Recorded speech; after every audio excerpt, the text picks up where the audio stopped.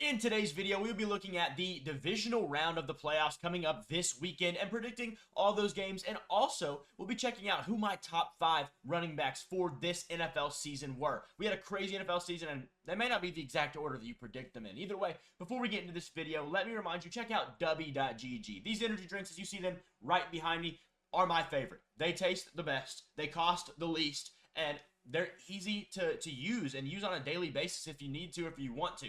They also, like I said, they're pretty cost effective. They only cost about just over $1 a drink, and that is a lot for an energy drink. They also have single serving packets and hydration flavors. If you're interested in hydration drinks, not just energy drinks, check these out right here. Some great flavors. They're like strawberry lemonade or something. I've had them once, and they were really good, but I'd like to get some more. Either way, check out W.GG and use code SHREDDER for 10% off your order of anything on their website by clicking the link below or just going to the website, W.GG. Either way, let's get back into the video.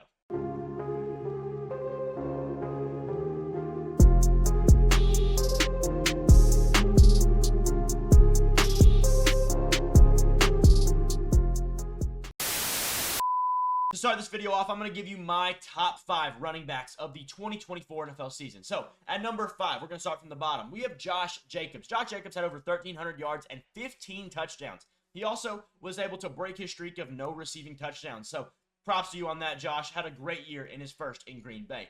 At number 4, Bijan Robinson. You know, he had a great year. 1,450 yards, 14 touchdowns, and, you know, he was really masked by a lot of drama in the Atlanta Falcons franchise. You know, the quarterback issue they had with Kirk Cousins and Penix really overshadowed anything that their players did. They have 2 really good receivers and a really good running back this year. And so props to them for getting the job done, whether or not it was, you know, in the highlights or not.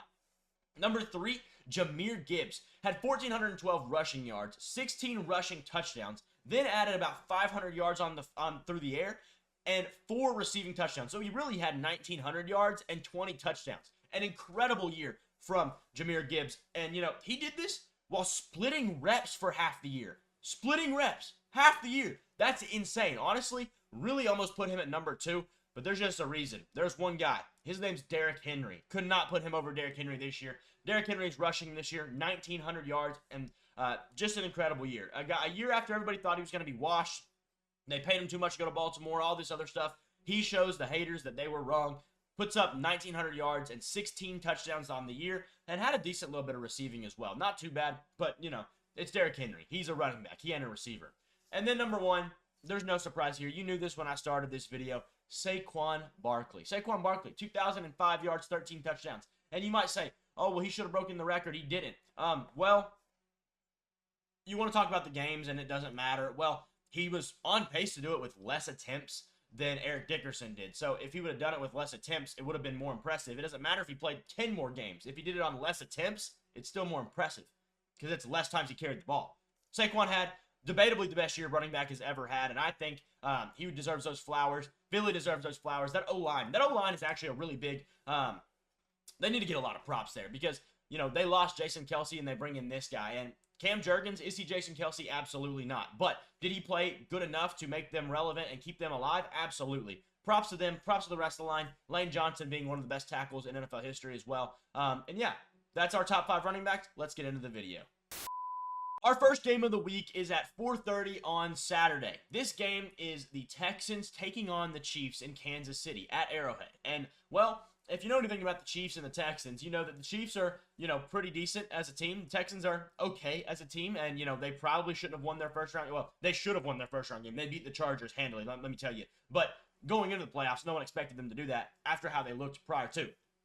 The Chiefs, to me, these offenses and defenses, the defense is where it lies here. This is going to be a defensive game, in my opinion. The Chiefs have the 4th best defense in the NFL over the course of the season, and both offenses have been middling throughout the whole season. They have really not been that great either way. This is also probably going to be a pretty cold game, something that Houston's not used to. Like I said, the offenses are both pretty middling. The Chiefs aren't really worried about putting up 20, 30 points. They really just, they don't care what happens as long as they win the game. And that's why I think this game is going to end pretty measly. A score of 16-6 to end the first divisional round game of the weekend. Then we check in on Saturday night where we see the other 1 seed in action. Detroit bringing the Commanders into Michigan. And, well, this one is a game that not a lot of people predicted as well. The Commanders were expected to lose to the Buccaneers for the most part, I think at least.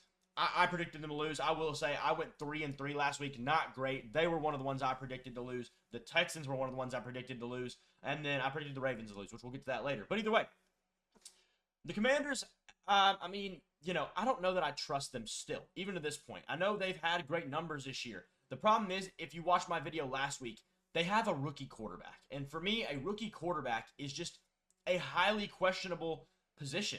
And I also didn't say this a minute ago. The ranking at the bottom is my personal ranking out of the playoff teams here, right?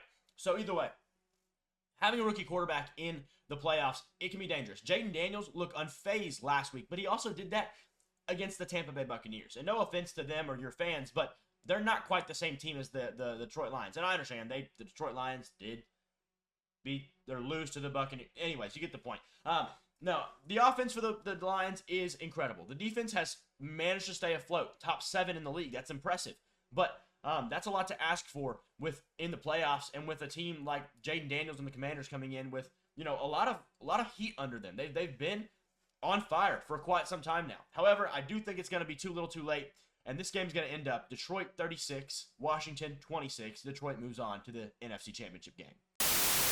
Philly and LA.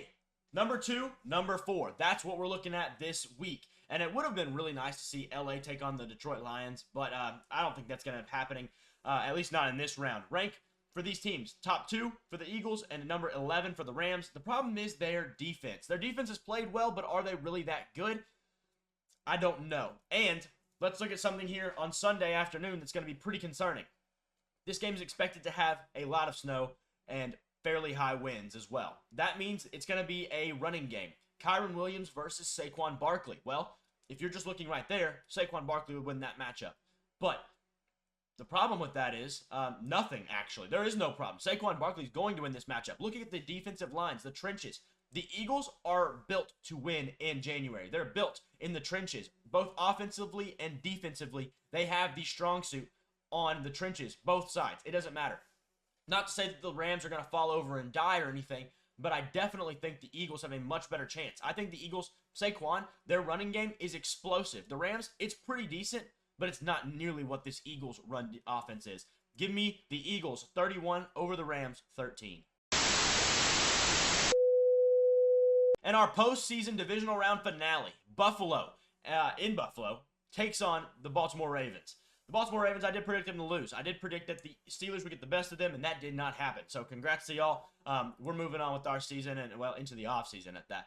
But Buffalo, they're not the same team that Pittsburgh is. They have an offense. They have a very, very good offense. Historically, a top 5 offense all time. That is why they rank number 3 on this list over Baltimore's 5. Because, yeah, their defense may not be as good, but this offense is historical. They put up 3 points per drive. That is something that has only been done a handful of times, and that's why they're a top 5 historical offense. In NFL history, that is. I'm not just saying this year. In history, it's incredible. And they did that without a 1,000-yard rusher and 1,000-yard receiver. This is also a very important game in terms of the MVP race. You know, these are the 2 MVP quarterbacks right here. One of them is going to win it. So far, Lamar got the All-Pro nod, but Lamar also has that issue where he falls off in the playoffs. Josh Allen usually gets better in the playoffs. That's a big thing to watch this week. Also, looking into this, you have the idea, the MVP race, that Josh Allen did this without an 1,000-yard receiver and a 1,000-yard rusher. Lamar had a nearly 2,000-yard rusher and an 1,000-yard receiver and a 10-touchdown tight end. It's a lot of help in Baltimore. Now, can that turn on the Bills and make them, kind of struggle because they have all the help in Baltimore? Possibly. But I don't think that's what's going to happen here. I think Josh Allen, the guy who notably takes over in the playoffs over the quarterback who notably falls off in the playoffs, he steps up, and it's a close one. But it's going to be 30-27. Buffalo over Baltimore, setting up our final round of these single-sided playoffs up before the Super Bowl as Buffalo versus Kansas City and Philadelphia versus Detroit. Now, these would be great games. In these, honestly, my prediction for the last 2 years of Super Bowls has been Bills versus Eagles, and I am sticking with that through and through. I thought it would be last year. The Eagles then had a really rough year, but as this year opened up, I was like, hey, everybody's doubting Buffalo. Honestly, getting all those egos out of there, like Diggs and maybe even Micah Hyde into a lighter sense, but, those bigger known guys, maybe get them out of there would be a good thing. addition by subtraction in a sense, and that's seemingly what has happened so far.